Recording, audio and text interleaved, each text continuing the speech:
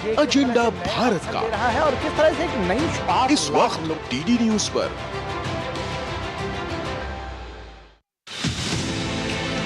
हिमालय जैसे MDH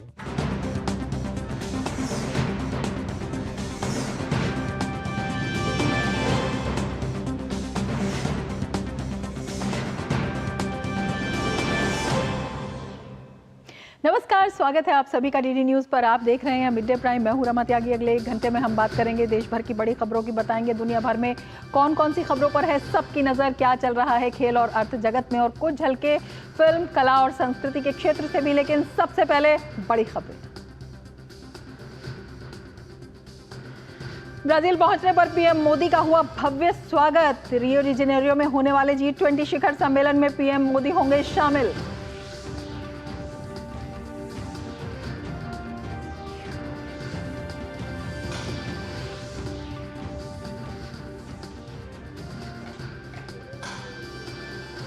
आम आदमी पार्टी को बड़ा झटका। दिल्ली सरकार में कैबिनेट मंत्री रहे कैलाश गहलोत भाजपा में शामिल। इससे पहले भी कई नेता छोड़ चुके हैं पार्टी।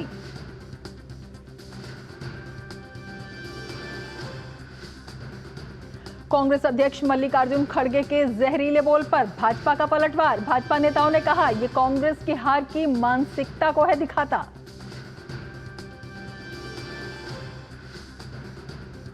दिल्ली में प्रदूषण गंभीर स्तर पर। सुप्रीम कोर्ट ने ग्रेड 3 लागू करने में देरी पर CAQM को लताड़ा। पूछा, AQI 300 पहुंचते ही ग्रेड 3 क्यों नहीं किया लागू।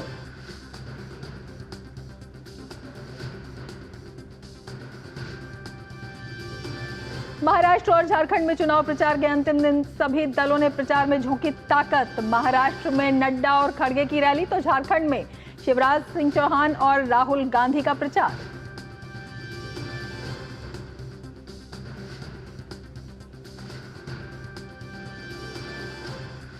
और शुरुआत करेंगे मिड डे प्राइम की इस वक्त की बड़ी खबर से।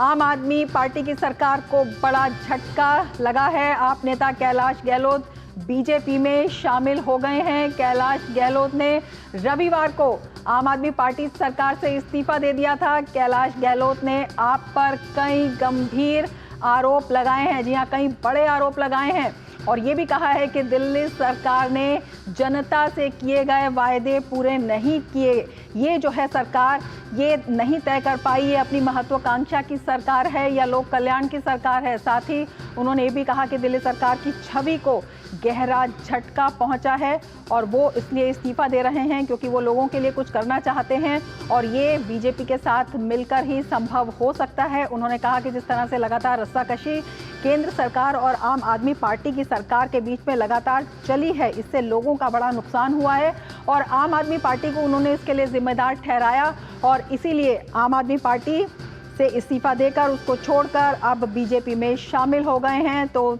आम आदमी पार्टी को बड़ा झटका ये बताया जा रहा है क्योंकि वो पहले ऐसे आम आदमी पार्टी के नेता नहीं हैं। इससे पहले भी कई नेता आम आदमी पार्टी से छोड़ चुके हैं, दामन उनका छोड़ चुके हैं और कई गंभीर आरोप भी लगातार लगा चुके हैं।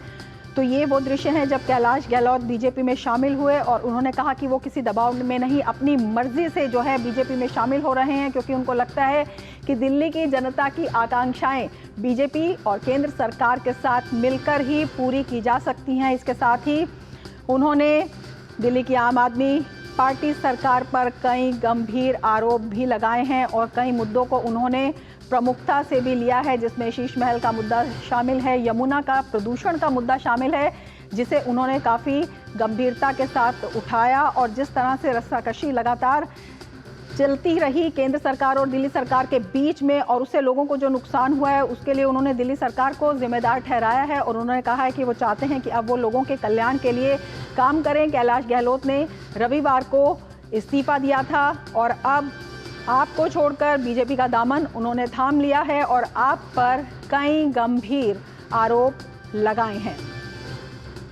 उन्होंने ये भी कहा कि दिल्ली सरकार ने जनता से किए गए वायदे पूरे नहीं किए हैं, जिससे कि दिल्ली सरकार की छवि को एक बड़ा झटका पहुंचा है और वो चाहते हैं कि लोगों के लिए काम करें और इसी वजह से किसी दबाव में नहीं बल्कि अपनी मर्जी से वो बीजेपी में शामिल हुए हैं।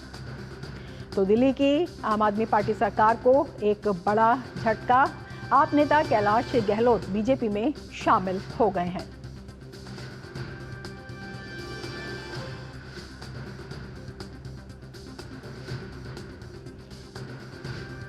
कैलाश गहलोत ने कई गंभीर आरोप लगाए हैं और हमारे साथ हमारे संवाददाता इस वक्त जुड़े हुए हैं। अमरेंद्र, देखा जाए तो आम आदमी पार्टी को एक बड़ा झटका है और जिस तरह से उन्होंने कई गंभीर आरोप भी लगाए हैं, आम आदमी पार्टी कटघरे में खड़ी हो गई है।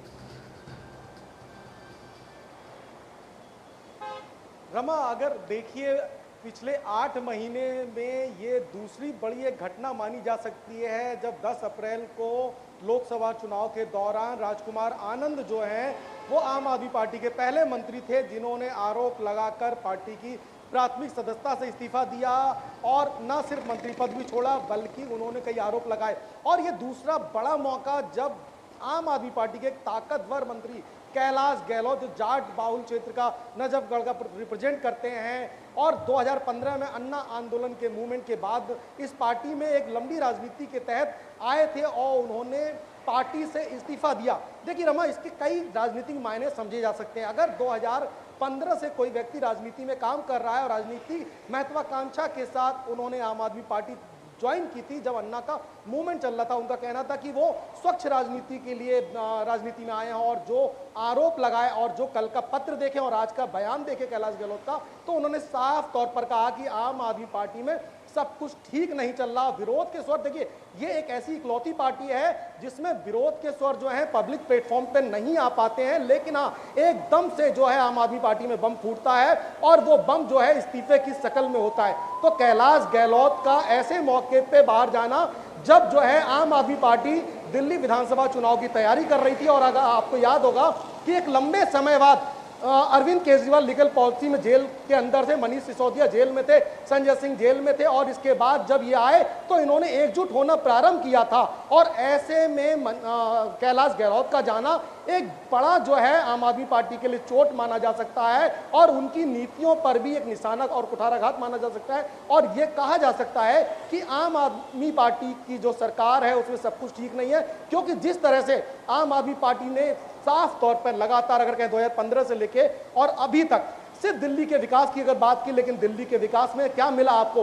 अगर आजकल के हालात को देखें तो आपको पॉल्यूशन मिला हुआ है, आपको जो यमुना मैली मिली हुई है, दिल्ली की सड़कें गड्ढे युक्त हैं और लगातार भ्रष्टाचार का जो दाग है वो आम आदमी पार्टी के जो है सरकार पे लगातार लगा है और इसकी वजह से जेल में है। और ऐसे में अगर आप देखें कि एक साफ सुथरी छवि के तौर पे कैलाश गहलोत को माना जाता था और अगर आपको वो इंसिडेंट याद होगा जिस वक्त 15 अगस्त की जो सलामी परेड के लिए एलजी ने कैलाश गहलोत को बुलाया था और ये बताया था, चूंकि ये पुलिस व्यवस्था से जुड़े हुए हैं, इनके पास गृह मंत्रालय था, तो ऐसे में उनकी छवि और उनका जो स्पष्टीकरण था उसकी तहत कैलाश गहलोत का उस जगह पे आना, तो कुल मिला के कहें तो एक बड़ी चुनौती है आम आदमी पार्टी के लिए। और ऐसे में अगर जब आज कैलाश गहलोत ने भारतीय जनता पार्टी ज्वाइन की है रमा, तो इसके कई मायने देखिए। पिछले लंबे समय से लगातार यही मुद्दे जो आज कैलाश गहलोत ने कल पत्र के माध्यम से और आज बयान के माध्यम से कहा, लगभग यही मुद्दे भारतीय जनता पार्टी उठाती रही है। यमुना पॉल्यूशन का मुद्दा, शीश महल का मुद्दा, पॉल्यूशन का और इसके अलावा सरकार की विफल नीतियों का। और ऐसे में जब भारतीय जनता पार्टी चुनाव की तैयारियां कर रही है और 2025 का जब दिल्ली का चुनाव होगा, ऐसे में जो एजेंडा होगा भारतीय जनता पार्टी का उसमें कहीं ना कहीं ये सारे मुद्दे परिलक्षित होंगे और जिसमें कैलाश गहलोत एक बड़ी भूमिका में आ सकते हैं। रमा, बिल्कुल। अमरेंद्र, आपसे ये भी जानना चाहेंगे क्योंकि राजनीतिक समझ ही नहीं, कानूनी समझ के लिए भी कैलाश गहलोत जाने जाते हैं और जिस तरह से जो मुद्दे उन्होंने उठाए हैं और तमाम वो बातें जो भ्रष्टाचार की बातें लगातार बीजेपी भी उठाती रही है, उनको कितना बल मिलता है, उनकी कितनी पुष्टि हो जाती है जब स्वयं कैलाश गहलोत ही पार्टी के अंदर, और इसी वजह से उन्होंने कहा कि उन्होंने पार्टी छोड़ी है, जिस तरह की छवि बनती जा रही थी और कई तरह से शीश महल की बात ले लीजिए जिस पर बड़े सवाल खड़े हुए थे, उन पर खुद उन्होंने सवाल उठा दिया, यमुना के प्रदूषण पर सवाल उठा दिया।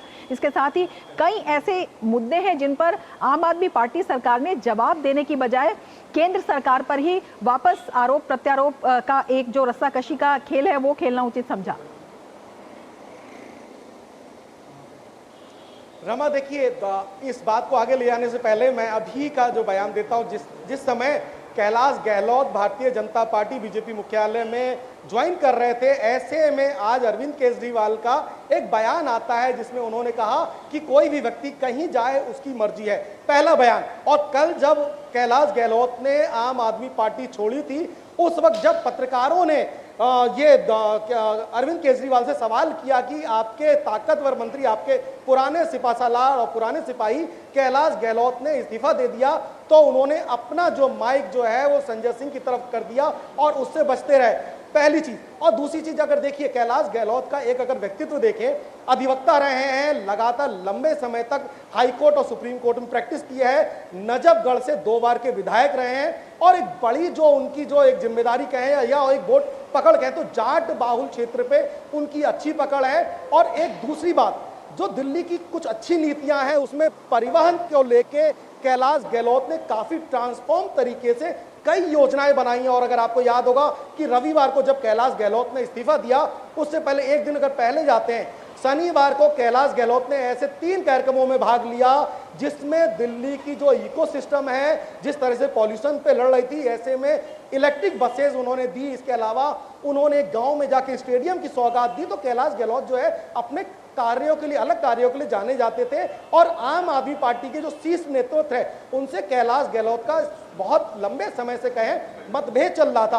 और जो पार्टी के सोर्सेज मेरे बता रहे हैं, जो सूत्रों के मुताबिक, ये बहुत दिनों से इनके बीच में मतभेद चल रहा था, क्योंकि कैलाश गहलोत की जो लोकप्रियता थी उसको लेके बहुत सारे लोग पार्टी में जो है कैलाश गहलोत को दिल्ली का मुख्यमंत्री प्रोजेक्ट करना चाहते थे, लेकिन अरविंद केजरीवाल ने कैलाश गहलोत को नकार के किसी को दिल्ली का मुख्यमंत्री बनाया। तो ऐसे में जो आम आदमी पार्टी के समर्थक थे, जो कैलाश गहलोत के समर्थक थे, वो खासे नाराज थे। और कई सारे मुद्दे, देखिए विकास की जब बात होती है, विजन की बात होती है, कैलाश गहलोत का विकास और विजन और जो मंत्री हैं दिल्ली सरकार में उनसे अलग इसलिए भी कह सकते हैं कि दिल्ली को देखिए पॉल्यूशन की जो एक जंग बहुत लंबे समय से लड़ रहा है, ऐसे में कैलाश गहलोत ही अकेले वो शख्स थे, अकेले वो मंत्री थे जो कई मुद्दों पे मुखर होके आए। और उन्होंने देखिए विवाद, जो आपने एक सवाल किया कि लगातार अरविंद केजरीवाल सरकार रही हो या आती से रही हो, विवाद जब होता है तो वो दूसरे राज्यों की ओर छोड़ देते हैं। ऐसे में कोई एक ऐसा स्टेटमेंट अभी तक कैलाश गहलोत ने अभी तक नहीं दिया होगा जिसमें उन्होंने उन आरोपों को दूसरी ओर फेंका होगा। उन्होंने स्वीकार किया है कि दिल्ली में पॉल्यूशन है, उसकी वजह से कुछ बसें जिम्मेदार हैं, और हालांकि 1000 बसों का टेंडर भी वो पास करा चुके थे और उसके माध्यम से 1000 इलेक्ट्रिक बसेस भी आनी थी। तो ऐसे में कैलाश गहलोत का जाना और उनकी साफगोई तरीके से राजनीति ये बताती है कि पहली बात तो आम आदमी पार्टी में बहुत कुछ ठीक नहीं चल रहा रमा, और दूसरा कैलाश गहलोत का बीजेपी में जाना कहीं ना कहीं भारतीय जनता पार्टी के विजन, भारतीय जनता पार्टी के मिशन और भारतीय जनता पार्टी के दिल्ली 2025 के जो मिशन है उसमें कैलाश गहलोत एक बड़ी ताकत के साथ जुड़ेंगे और कहीं ना कहीं सहायक होंगे। रमा, बिल्कुल। अमरेंद्र, ये भी समझना चाहेंगे कि चुनाव से पहले कितना बड़ा झटका ये आम आदमी पार्टी को राजनीतिक रूप से भी माना जा सकता है?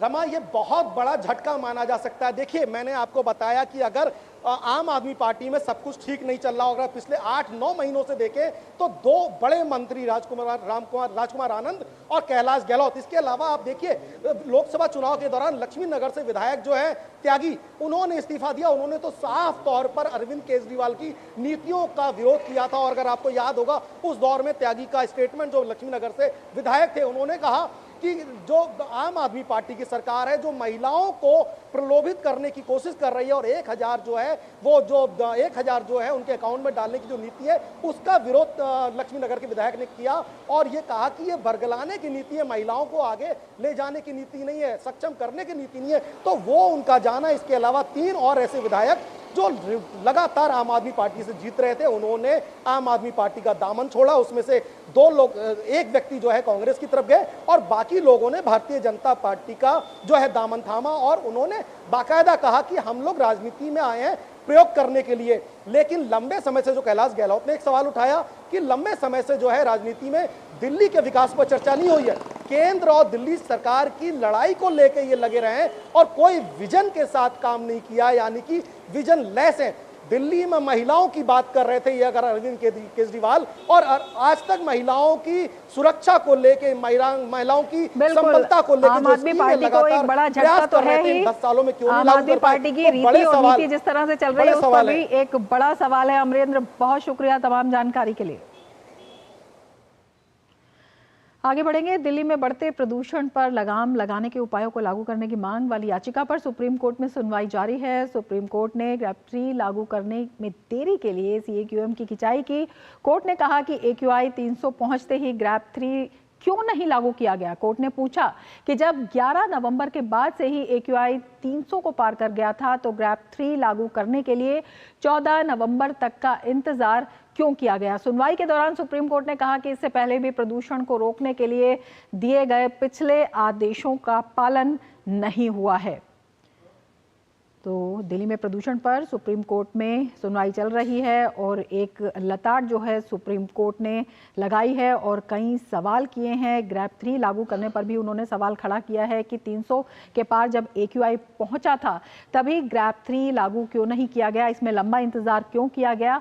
और प्रदूषण के कारण गैस चेंबर बनी दिल्ली को लेकर राज्यसभा सांसद स्वाति मालीवाल, उन्होंने भी कई बड़े खुलासे किए हैं और कई बड़े सवाल किए हैं। उन्होंने दिल्ली के मुख्यमंत्री आतिशी को आड़े हाथों लिया है। स्वाति मालीवाल ने सोशल मीडिया प्लेटफॉर्म X पर लिखा कि दिल्ली में सांस लेना मुश्किल हो चुका है। दिल्ली पूरी तरह गैस चेंबर बन चुकी है। जगह जगह कूड़े को जलाया जा रहा है। न पराली जलनी बंद हुई है, आंकड़े छिपाए जा रहे हैं। करोड़ों की लागत से CP में लगे स्मॉग टावर पर ताला लगा हुआ है और टूटी फूटी सड़कों से धूल उड़ रही है। उन्होंने दिल्ली के CM से सवाल किया कि क्या आतिशी को अब प्रेस कॉन्फ्रेंस नहीं करनी। दिल्ली के कई इलाकों में आज सुबह AQI 500 पर पहुंच गया, जिससे दिल्ली NCR की आम जनता स्वास्थ्य संबंधी समस्याओं से जूझ रही है। तो दिल्ली में सांस लेना हो रहा है मुश्किल और कई बड़े सवाल। ऐसे में सुप्रीम कोर्ट ने भी दिल्ली सरकार को लगाई है लताड़। सुनवाई अभी जारी है और स्वाति मालीवाल ने भी कई सवाल खड़े किए हैं।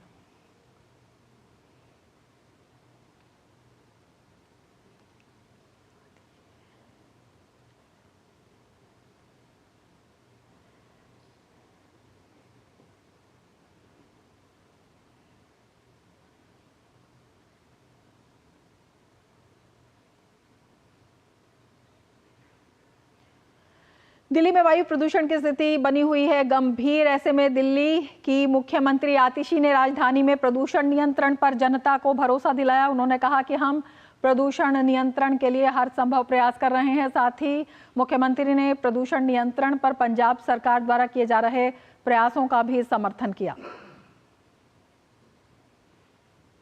बच्चों को सांस लेने के लिए स्टेरॉइड्स की जरूरत पड़ रही है, इनहेलर की जरूरत पड़ रही है। क्यों? इसलिए क्योंकि देश भर में पराली जल रही है।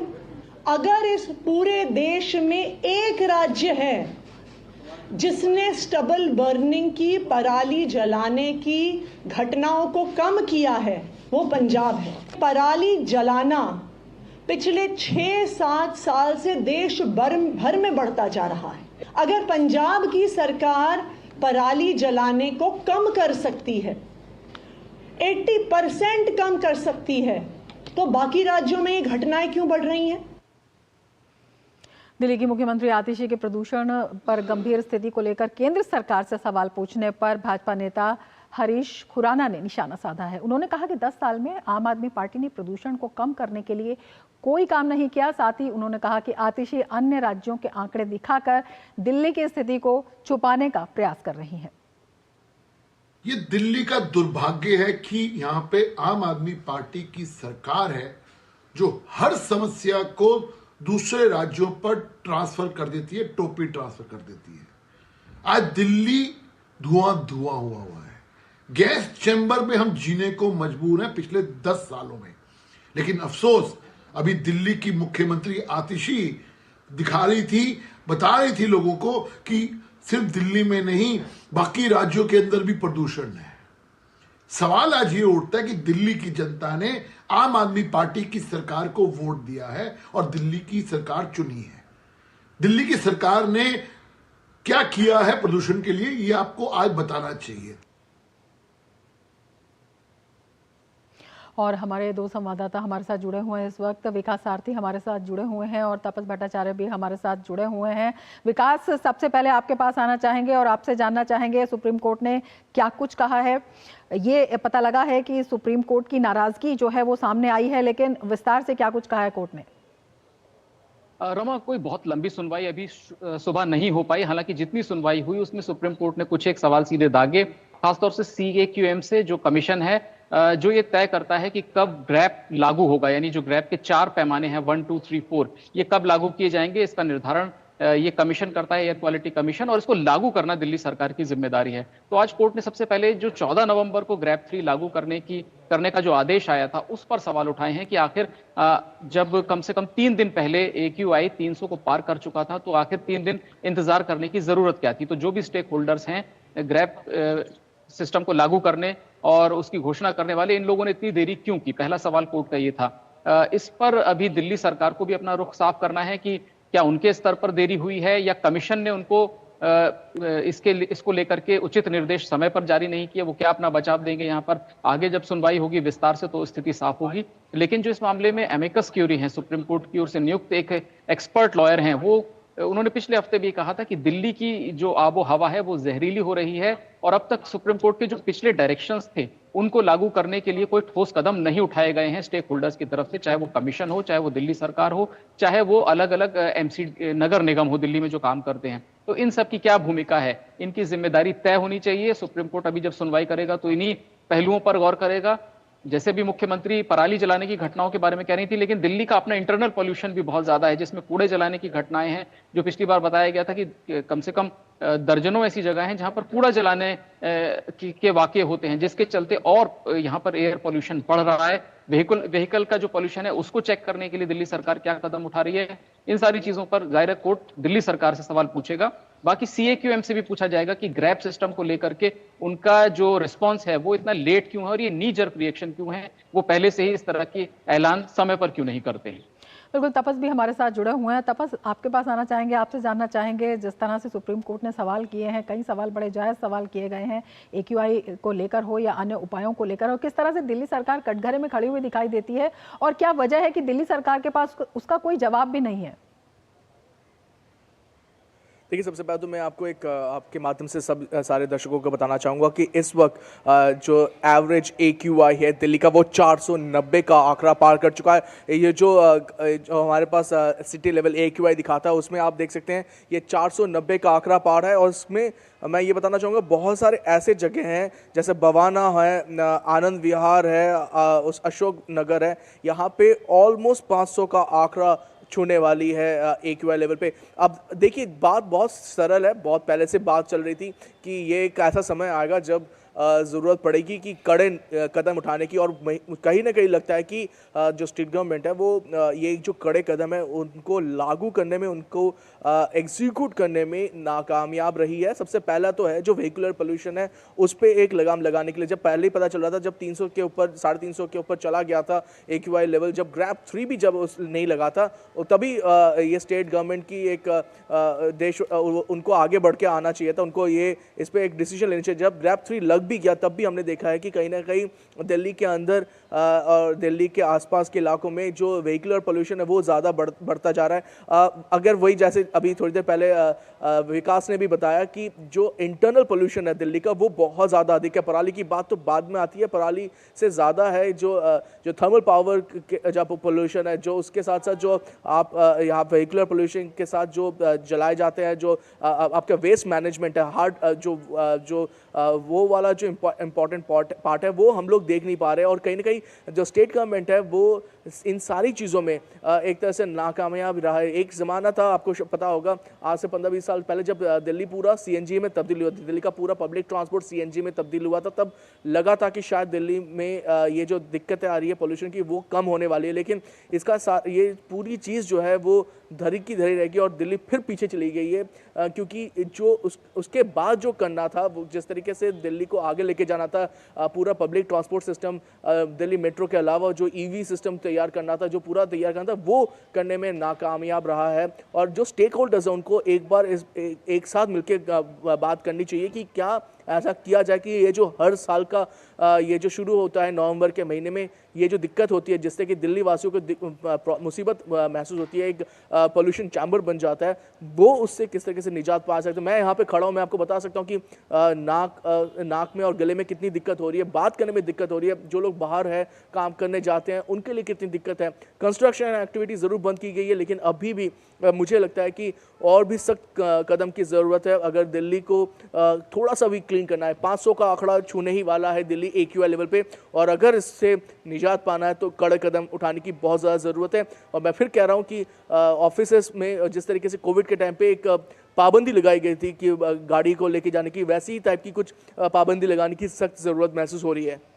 बिल्कुल, तापस आप बने रहे हमारे साथ खास मेहमान भी जुड़ चुके हैं। जया जी, आपके पास आना चाहेंगे और आपसे जानना चाहेंगे, ये जो प्रदूषण का मामला है और जिस स्थिति में आज दिल्ली आ चुकी है, उसमें ये जो राजनीतिक लड़ाई है ये कितनी महत्वपूर्ण साबित हुई है, कितनी अहम है? क्योंकि आम आदमी पार्टी सरकार लगातार दिखाई दे रहा है कि काम करने की बजाय दूसरे मुद्दों में या आरोप प्रत्यारोप में ज़्यादा उलझती नजर आ रही है।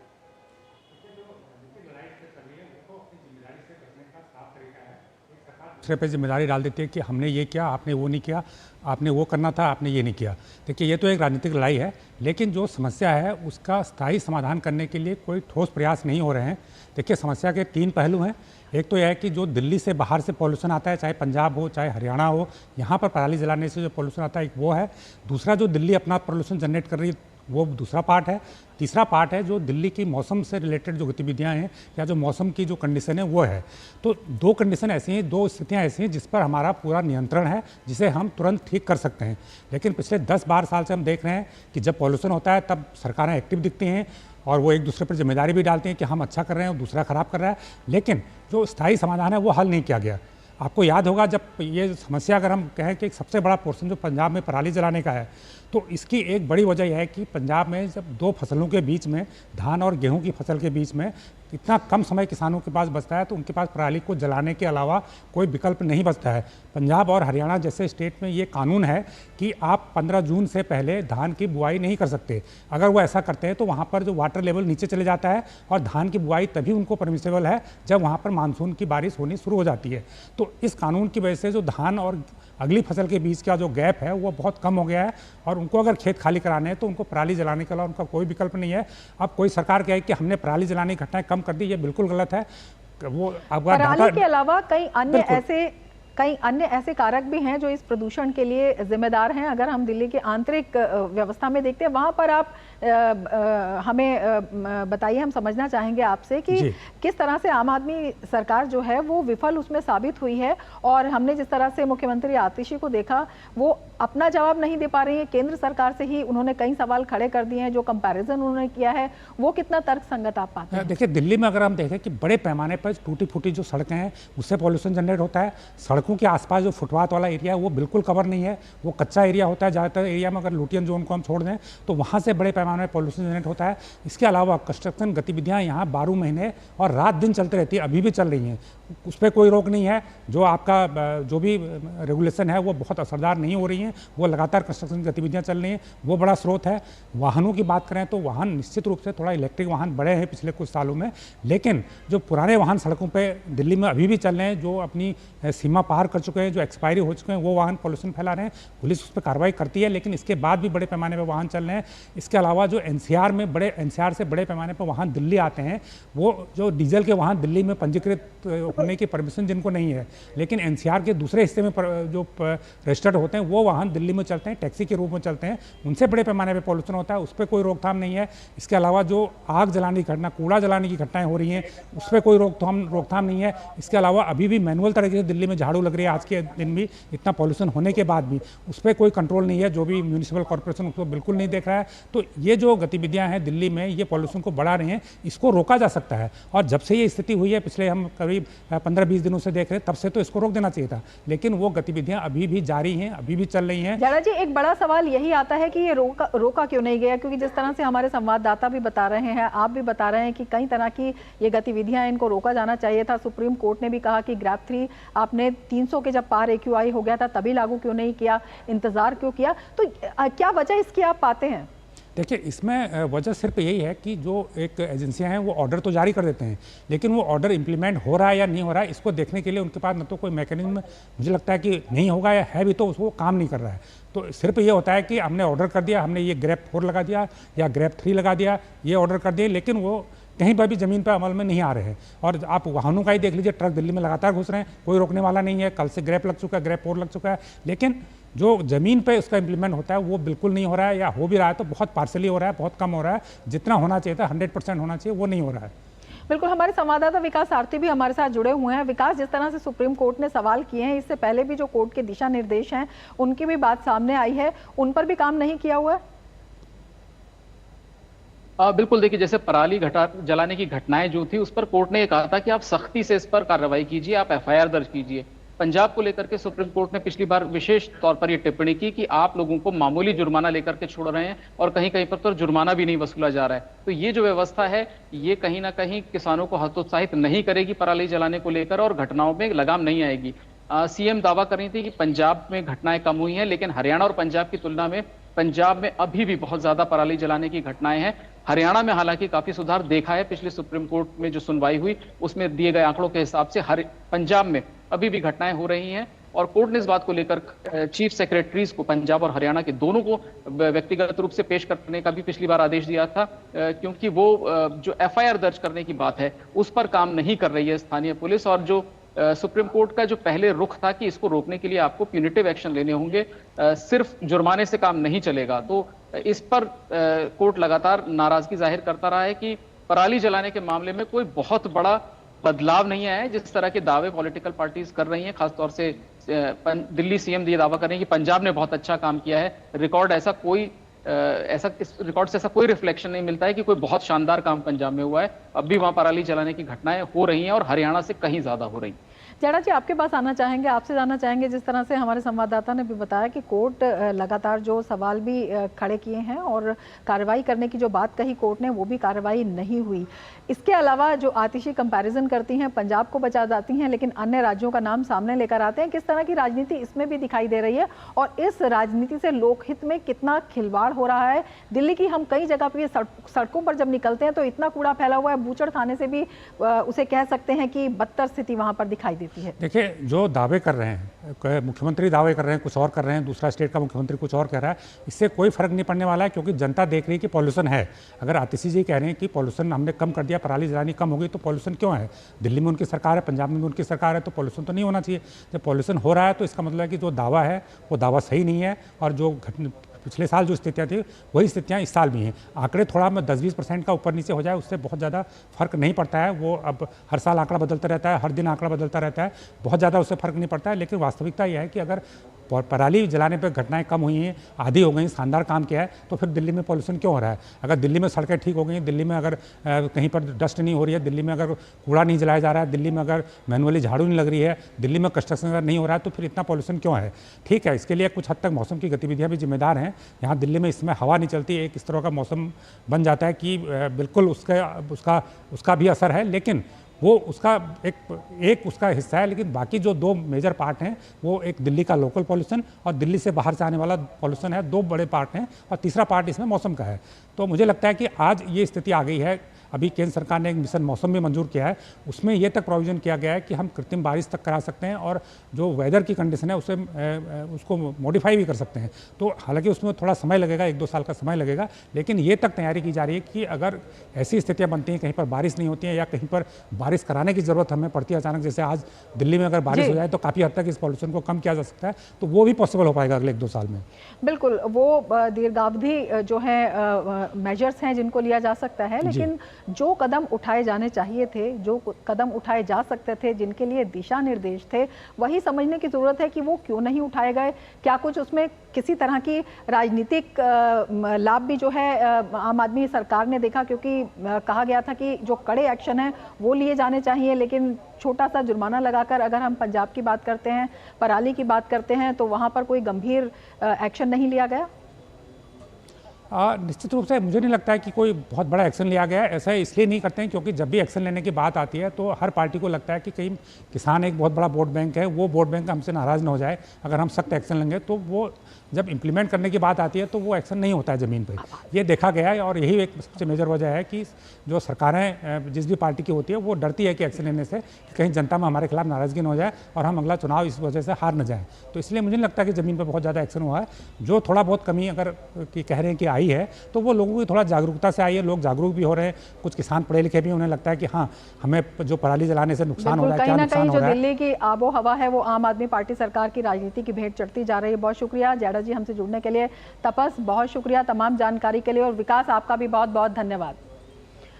आगे बढ़ेंगे लेकिन उससे पहले लेते हैं एक ब्रेक। आप देखते रहिए डीडी न्यूज। बढ़िया है, प्राकृतिक हल्दी, मिर्ची, धनिया। नहीं, मिर्ची, धनिया, हल्दी, MDH। बीमारी मानो हमारे घरों की सदस्य हुआ करती थी। खराब पानी की बीमारी, सिकल सेल की बीमारी। मैं 60 साल की हूँ। मैंने खुद कभी शौचालय नहीं देखा था, कभी रात को बिजली में खाना नहीं खाया था, पर ये सब कल की बात है। आज सरों पर पक्की छत है, आज घरों में शौचालय है, सिकल सेल की जांच हो रही है, हमारे पास आयुष्मान कार्ड है। विश्वास है हमारे बच्चे वो कष्ट नहीं झेलेंगे जो हमने झेले थे। आज हमारे बच्चे एकलव्य जैसे रेसिडेंशियल स्कूलों में पढ़ते हैं। एक भी आदिवासी भाई बहन ना छूटे, इसलिए मन से काम कर रहे हैं। प्रधानमंत्री नरेंद्र मोदी जी हमारा खूब ध्यान रख रहे हैं। जब सही प्रयास किए जाते हैं तो सही परिणाम मिलता ही है। देश के सभी वन बंधुओं को जनजातीय गौरव दिवस की बधाई।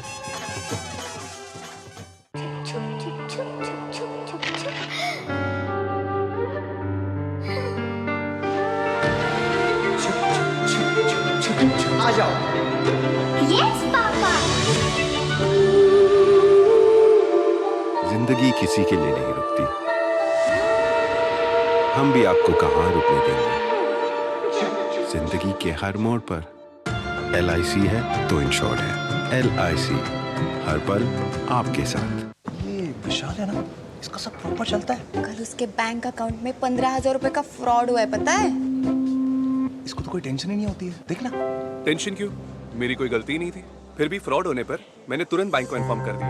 RBI कहता है अगर आपके अकाउंट से किसी ने धोखे से पैसे निकाले हैं तो बैंक को जल्द से जल्द इन्फॉर्म कीजिए। 3 दिन के अंदर इन्फॉर्म किया तो कोई नुकसान नहीं होगा। जितना लेट करोगे उतना ज्यादा नुकसान। और सुन, सब चलता नहीं है, प्रॉपर चलाना पड़ता है। RBI कहता है जानकार बनिए, सतर्क रहिए। Muthoot finance gold overdraft. अपने सोने को हमारे सुरक्षित लॉकर्स में डिपॉजिट कीजिए। उस सोने पर 24/7 क्रेडिट लाइन लीजिए और फिर पैसे एक बार लीजिए या बार बार, आपके हाथ में। कम या ज्यादा, घर में या ब्रांच में, आपके हाथ में। ब्याज सिर्फ उतने ही दिन का भरिए जितने दिन पैसे इस्तेमाल कीजिए। Muthoot finance gold overdraft. Gold loan कमाल, बाकी लोन बेमिसाल। MDH का किचन किंग किचन में हो तो हम सब कुछ बना सकते हैं। बैंगन का भरता, आलू गोभी, भिंडी मसाला और भी बहुत कुछ।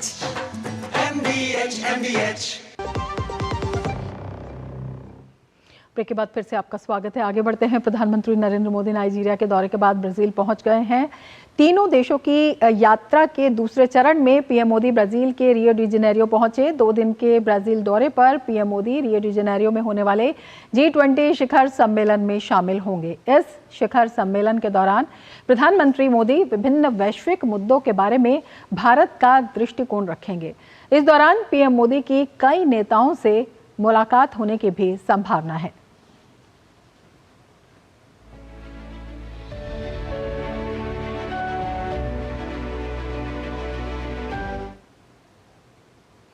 प्रधानमंत्री नरेंद्र मोदी का रियो डी जेनेरियो में होटल पहुंचने पर भव्य स्वागत हुआ। होटल के बाहर मौजूद भारतीय समुदाय के लोगों ने मोदी मोदी के नारे लगाए। पीएम मोदी के ब्राजील दौरे को लेकर वहां का भारतीय समुदाय खासा उत्साहित नजर आया। पीएम मोदी के पहुंचने पर भारतीय समुदाय की महिलाओं ने गरबा नृत्य की प्रस्तुति दी। वैदिक मंत्रोच्चार के साथ पीएम मोदी का स्वागत हुआ। विश्व विद्या संस्थान से जुड़े लोगों ने वैदिक मंत्रोच्चार किया।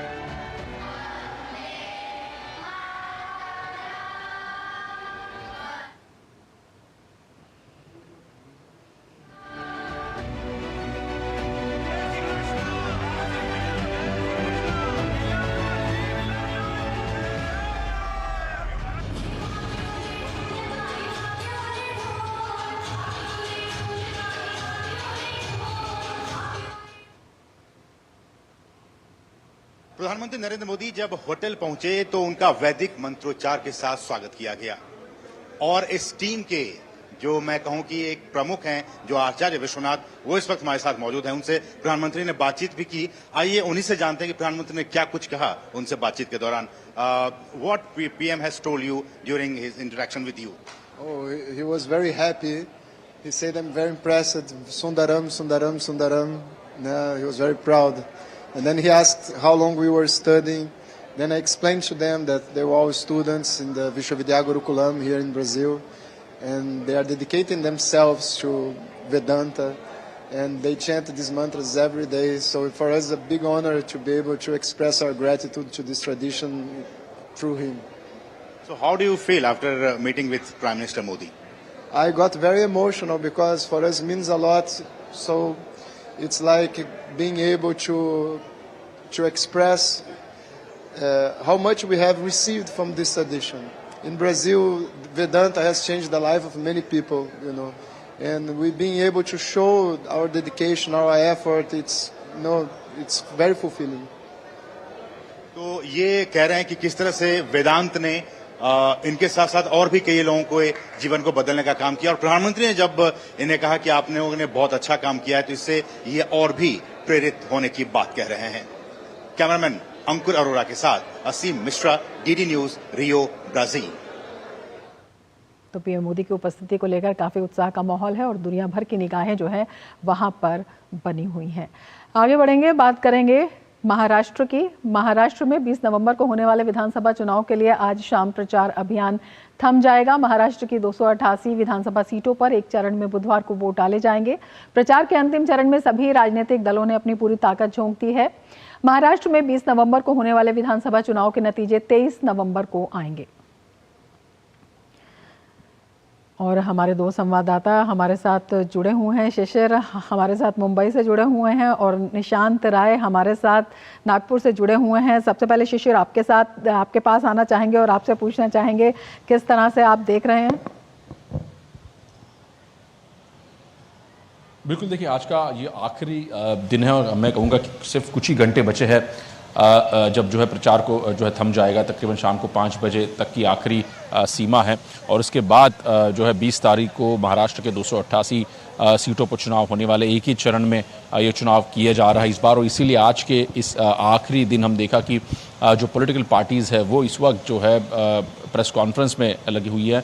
आज सुबह राहुल गांधी मुंबई में थे, उन्होंने एक प्रेस वार्ता संबोधन को भी संबोधित किया था और अब उसके जवाब में हम देखेंगे कुछ ही देर में बीजेपी की प्रेस वार्ता भी शुरू होने वाली है। जो आरोप लगाए गए हैं उनका जवाब जो है बीजेपी द्वारा दिया जाएगा। तो ऐसे में आरोप प्रत्यारोप का जो पूरा सिलसिला ये पूरे एक महीना हमने देखा कि किस प्रकार से जारी था। जहाँ तक बात करें महायुति की तो इस वक्त अगर देखा जाए तो महायुति ने जो उम्मीदवार खड़े किए वहाँ पर एक स्टार प्रचारकों की पूरी एक लिस्ट ही फहरिस्त थी, जहाँ पर ये सभी स्टार प्रचारक प्रधानमंत्री नरेंद्र मोदी से लेके अमित शाह, जेपी नड्डा और तमाम केंद्रीय मंत्री जो है महाराष्ट्र में आए थे, उन्होंने प्रचार किया। लेकिन और दूसरी अगर हम देखें तो महाविकास आघाड़ी के भी जितने गद्दावर नेता है, राहुल गांधी समेत प्रियंका गांधी वाड्रा भी जो है महाराष्ट्र के दौरे पर थी और अलग अलग जगह विदर्भ हो, मराठवाड़ा हो, पश्चिम महाराष्ट्र हो, यहाँ पर जो है उन्होंने दौरे किए थे। आज का दिन जैसे मैंने कहा कि आखिरी दिन है तो ऐसे में फिर से एक बार जो है सभी मतदाताओं पर ये इन्फॉर्मेशन देने का प्रयास दोनों ही तरफ से रहेगा कि हालांकि क्या उनकी जो है आने वाली भी जुड़े हुए हैं। निशांत आपके पास आना चाहेंगे। सभी दलों ने पूरी ताकत तो झोंकी है, लेकिन जब हम मुद्दों की बात करते हैं, रणनीति की बात करते हैं, किस तरह से कांटे की टक्कर दिखाई देती है? देखिए, इसको समझने के लिए महाराष्ट्र में हमें जातीय समीकरणों को समझना होगा सबसे पहले, और जो पूरा चुनाव कैंपेन था वो भी इसी के इर्द गिर्द घूमा, जिसमें सबसे प्रमुख भूमिका अगर देखी जाए तो मराठवाड़ा की है और वहाँ के मराठी समुदाय के लोगों की है। लगभग 30% के आसपास ये वोटर हैं। और सबसे बड़ी बात है कि मनोज जारंगे जो उन्होंने मराठा आरक्षण का मुद्दा उठाया, तो दूसरी तरफ जो मराठा किसान हैं उनके कई सारे मुद्दे, खासकर जो वहाँ पर खेती होती है उसका असर देखने को मिला, जिस पर दोनों ही राजनीतिक दल, हमने देखा था कि रणदीप सिंह सुरजेवाला ने प्रेस कॉन्फ्रेंस की थी कपास की खेती को लेकर, दूसरी तरफ बीजेपी भी सोयाबीन को लेकर जो है बीजेपी भी नजर आई, और खासकर महायुति की सरकार में जो जो काम हुए वो गिनवाए गए।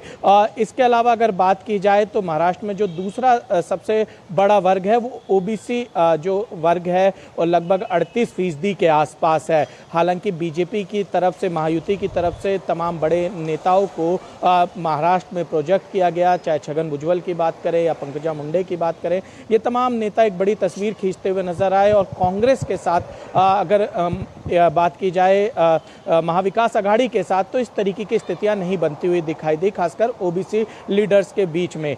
तीसरा वर्ग अगर हम बात करें तो दलित समाज की बात करें, अनुसूचित जाति लगभग 12% के आसपास है। और लोकसभा चुनाव में जिस तरीके से महाविकास आघाड़ी ने संविधान को मुद्दा बनाया था उसका असर हमें देखने को मिला था, और अब ऐसे में वो मुद्दा इतनी ज़्यादा काम नहीं कर रहा है और उसकी काट जो है वो महायुति ने ढूंढी है। और लगातार कांग्रेस को ही बाबा साहब के अपमान से लेकर, संविधान के अपमान से लेकर कटघरे में खड़ा किया जा रहा है। हालांकि कांग्रेस ने इस पूरे चुनाव में इस कैंपेन को चलाया। इसके अलावा बात की जाए आदिवासी वोटरों की, जिनकी लगभग 9% के आसपास की संख्या है, उनको किस तरीके से अपने खेमे में लिया जाए, दोनों तरफ से तमाम तरीके के दावे की कोशिश कर रहे हैं। नजर बनाए रखिए। शिशिर आपका भी, निशांत आपका भी बहुत शुक्रिया तमाम जानकारी के लिए। और अब बात करेंगे झारखंड की। झारखंड में विधानसभा चुनाव के दूसरे चरण के लिए आज शाम प्रचार अभियान थम जाएगा। झारखंड में दूसरे चरण के लिए 38 सीटों पर बुधवार को मतदान होगा। सभी पार्टियां आखिरी चरण के प्रचार खत्म होने से पहले पूरी ताकत के साथ लोगों तक अपनी बात पहुंचाने की कोशिश कर रही हैं। 20 नवंबर को जिन 38 सीटों पर वोटिंग होनी है उसमें 28 सीटों पर एनडीए और इंडी गठबंधन के बीच सीधा मुकाबला है, जबकि 10 सीटें ऐसी हैं जहां पर त्रिकोणीय मुकाबला माना जा रहा है। इस चरण में जिन दिग्गजों की किस्मत दांव पर है उनमें हेमंत सोरेन, कल्पना सोरेन, बसंत सोरेन, बाबूलाल मरांडी, अमर बाउरी, सीता सोरेन, सुदेश महतो जैसे बड़े नेताओं के नाम हैं। 20 नवंबर को मतदान के बाद 23 नवंबर को नतीजे आ जाएंगे। और रांची से हमारे साथ तो 23 नवंबर को नतीजे आएंगे और 20 को दूसरे चरण का मतदान होना है और दिग्गजों की प्रतिष्ठा दांव पर लगी हुई है और सभी दल पूरी कोशिश कर रहे हैं मतदाताओं को अपनी तरफ आकर्षित करने के लिए। तो सभी ने पूरी ताकत झोंक दी है और 38 में से 28 सीटों पर एनडीए और इंडी गठबंधन के बीच सीधा मुकाबला है और 10 सीटों पर त्रिकोणीय मुकाबला हो सकता है। तो कड़ी लड़ाई है और सभी ने अपनी पूरी ताकत झोंक दी है। और अब वक्त है खेल की खबरों का और खेल की खबरों के साथ सुचित्रा हमारे साथ जुड़ चुकी हैं। सुचित्रा, क्या कुछ खास खेल की खबरों में आज? शुक्रिया रमा। शुरुआत करते हैं हॉकी के साथ। महिलाओं की एशियन चैंपियंस ट्रॉफी हॉकी प्रतियोगिता का सेमीफाइनल लाइनअप तय हो गया है। मंगलवार को होने वाले सेमीफाइनल मुकाबलों में मेजबान भारत का सामना जापान से होगा, वहीं चीन और मलेशिया की टीम आमने सामने होंगी। इससे पहले कल खेले गए मैच में भारतीय टीम ने अपने आखिरी ग्रुप मैच में जापान को शिकस्त दी थी। तो भारत का सामना जापान से होगा सेमीफाइनल में, वहीं दूसरे सेमीफाइनल में चीन और मलेशिया आमने सामने होंगी। बात तीरंदाजी की। भारत की महिला तीरंदाज ज्योति सुरेखा वेन्नम ने लग्जमबर्ग में आयोजित तीरंदाजी विश्व सीरीज स्टेज 2 में महिला कंपाउंड वर्ग में स्वर्ण पदक जीता। ज्योति सुरेखा ने फाइनल में बेल्जियम की तीरंदाज साराह को शिकस्त दी। वहीं भारत के अभिषेक वर्मा ने इंडोर तीरंदाजी विश्व सीरीज स्टेज 2 में कंपाउंड वर्ग में रजत पदक जीता। अभिषेक को प्रतियोगिता के फाइनल में एक रोमांचक मुकाबले में नीदरलैंड्स के दिग्गज निशानेबाज माइकल स्लोसर के खिलाफ शूट ऑफ में हार का सामना करना पड़ा। बात क्रिकेट की। शुभमन गिल ऑस्ट्रेलिया के खिलाफ 22 नवंबर से पर्थ में शुरू होने वाले सीरीज के पहले टेस्ट में नहीं खेलेंगे। अभ्यास के दौरान शुभमन गिल के बाएं हाथ के अंगूठे में चोट लग गई थी। शुभमन गिल के अंगूठे में फ्रैक्चर की पुष्टि हुई है, तो एक बड़ा झटका भारतीय टीम के लिए बॉर्डर गावस्कर ट्रॉफी की शुरुआत से पहले। वहीं रोहित शर्मा बॉर्डर गावस्कर ट्रॉफी के पहले टेस्ट में भारतीय टीम का नेतृत्व करने के लिए उपलब्ध नहीं होंगे। भारत और ऑस्ट्रेलिया के बीच सीरीज का पहला टेस्ट 22 नवंबर से पर्थ में खेला जाएगा। रोहित शर्मा अपने दूसरे बच्चे के जन्म के चलते फिलहाल भारत में ही हैं। वे दूसरे टेस्ट से पहले टीम के साथ जुड़ेंगे। रोहित शर्मा ने बीसीसीआई को जानकारी दी है कि वे एडिलेड टेस्ट से पहले होने वाले 2 दिवसीय अभ्यास मैच में भी हिस्सा लेंगे। यानिक सिनर एटीपी फाइनल्स का खिताब जीतने वाले पहले इटालियन बन गए हैं। सिनर ने फाइनल मुकाबले में अमेरिका के टेलर फ्रिट्ज को 6-4, 6-4 से मात दी। दुनिया के नंबर 1 खिलाड़ी सिनर के लिए ये साल शानदार रहा है। इस साल उन्होंने अपने करियर के पहले 2 ग्रैंड स्लैम भी जीते हैं। सिनर की ये साल 2024 में 70वीं जीत रही।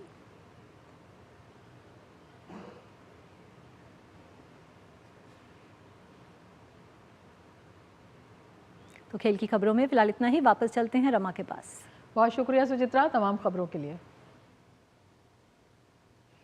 आगे बढ़ेंगे। 2024 यात्रा सीजन में रिकॉर्ड तीर्थयात्री श्री बद्रीनाथ और केदारनाथ के दर्शन के लिए पहुंचे। बद्रीनाथ केदारनाथ मंदिर समिति ने बताया कि इस वर्ष कुल 30,87,417 तीर्थयात्रियों ने बद्रीनाथ और केदारनाथ धाम के दर्शन किए। बद्रीनाथ धाम में 14,35,341 तीर्थयात्री रहे, जबकि केदारनाथ धाम में 16,52,000 तीर्थयात्री दर्शन के लिए पहुंचे। हेमकुंड साहिब और लक्ष्मण मंदिर के कपाट बंद होने से पहले 1,83,722 श्रद्धालु दर्शन कर चुके थे। 17 नवंबर को बद्रीनाथ धाम के कपाट बंद होने से पहले भगवान बद्री विशाल को फूलों से सजाया गया और विशेष अनुष्ठान किए गए। केदारनाथ धाम के कपाट भाई दूज पर वैदिक रीति से बंद किए गए। गंगोत्री धाम और हेमकुंड साहिब के कपाट पहले ही बंद हो चुके हैं। मंदिर समिति ने इस सफलता का श्रेय प्रशासन और बेहतर प्रबंधन को दिया है। कई दिनों से अरुणाचल प्रदेश में चल रहा त्रिसेवा अभ्यास पूर्वी प्रहार आज समाप्त हो जाएगा। ये अभ्यास नौसेना और वायुसेना के सहयोग से भारतीय सशस्त्र बलों द्वारा 10 से 18 नवंबर तक आयोजित किया जा रहा है। इस संयुक्त अभ्यास का उद्देश्य चुनौतीपूर्ण क्षेत्रों में नौसेना और वायुसेना की युद्ध प्रभावशीलता को बढ़ाना था।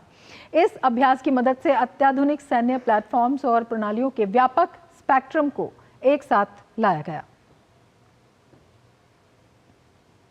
श्रीलंका में नए मंत्रिमंडल का गठन हो गया है। राष्ट्रपति अनुरा कुमारा दिसानायके ने आज कोलंबो स्थित राष्ट्रपति सचिवालय में कैबिनेट सदस्यों को शपथ दिलाई।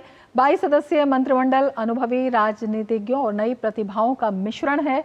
प्रधानमंत्री डॉक्टर हरिणी अमरसूर्या प्रधानमंत्री के रूप में बनी रहेंगी एवं उन्हें शिक्षा मंत्रालय, उच्च शिक्षा और व्यावसायिक शिक्षा मंत्रालय का भी जिम्मा सौंपा गया है। विजिता हेराथ विदेश मामलों, विदेशी रोजगार और पर्यटन मंत्री के रूप में बनी रहेंगी। अन्य प्रमुख नियुक्तियों में बिमल रथनायके शामिल हैं, जिन्हें परिवहन, राजमार्ग और नागरिक उड्डयन का पोर्टफोलियो सौंपा गया है, जबकि डॉक्टर नलिंदा जयतिसा को स्वास्थ्य और मीडिया का प्रभार दिया गया है। वहीं प्रोफेसर चंदना अबेर्थने, अटॉर्नी हर्षना नायनक्कारा, केडी लालकंठा और आनंद विजयपाला रामलिंगम चंद्रशेखर जैसे सदस्यों को भी कैबिनेट में जगह मिली है। तीसरे देश के नागरिकों के अवैध प्रवेश सहित कई और मुद्दों पर भारत नेपाल के बीच सीमा सुरक्षा समन्वय की उच्च स्तरीय बैठक राजधानी काठमांडू में शुरू हुई। बैठक में सीमा पार अपराध नियंत्रण, तीसरे देश के नागरिकों के अवैध प्रवेश, मादक पदार्थों और मानव तस्करी पर चर्चा हो रही है। नेपाली पक्ष ने सूचनाओं के आदान प्रदान, राजस्व रिसाव और अपराध नियंत्रण के प्रस्ताव पेश किए। भारत के एसएसबी महानिदेशक अमृत मोहन प्रसाद और नेपाल के एपीएफ प्रमुख आरएल समेत वरिष्ठ अधिकारी इसमें शामिल हैं। भारतीय प्रतिनिधिमंडल ने रविवार को सिंह दरबार में गृहमंत्री रमेश लेखक से मुलाकात की। गृहमंत्री लेखक ने ये सुनिश्चित करने के महत्व पर प्रकाश डाला कि सीमा पार करने वाले नागरिकों के साथ सम्मान और गरिमा के साथ व्यवहार किया जाना चाहिए। नेपाल और भारत के बीच सदियों पुराने संबंध हैं और ऐसी बैठकों का उद्देश्य दोनों पड़ोसियों के बीच संबंधों को और मजबूत करना है।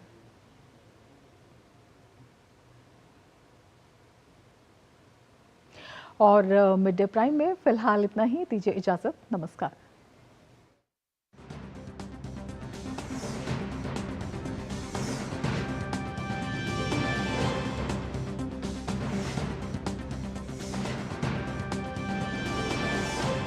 मिड डे प्राइम के प्रायोजक थे